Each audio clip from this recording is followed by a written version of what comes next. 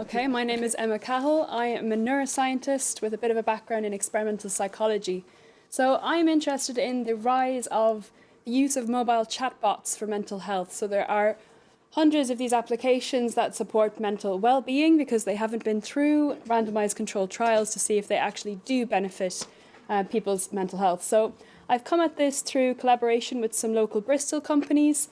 Empress VR is more of a virtual reality tool. It's not so much AI at the moment, but Spicy Minds is a chatbot which uses LLMs to give young people mental health support.